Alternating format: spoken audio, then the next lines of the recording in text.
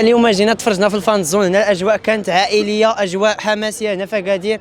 اكادير هي اللي بانت في هذا لاكان من حيث الاجواء، من حيث الحماس. كما شفتوا اليوم الماتش ديال مصر حتى هو راه كان عامر بالجمهور.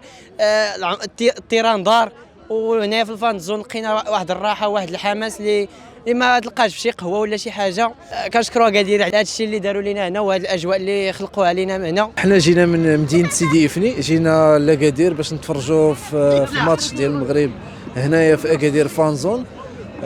عجبنا التنظيم، كان تنظيم زوين، كان لومبيونس زوينه، الاجواء رائعه. الماتش كنا بغينا نربحوه باش نتكلاساو الاولين، ولكن مزيان باش يبانوا لي ديفو ديال اللعابه ولي ديفو ديال التكتيك باش يبان مزيان. كنشكركم انتم كامل على هذا التنظيم هذا، وشكرا لكم بزاف. كما كنتواجدوا في فان زون تاع اكادير، جينا باش نتفرجوا في الماتش تاع المغرب ومالي اللي خرج بالتعادل. للاسف كنا كنتمناو الرباح المغرب باش نشدوا باش نتكلاساو الاولين. مازال الماتش الاخر ان شاء الله فين نعوضوا الدو بوان اللي مشات هنايا.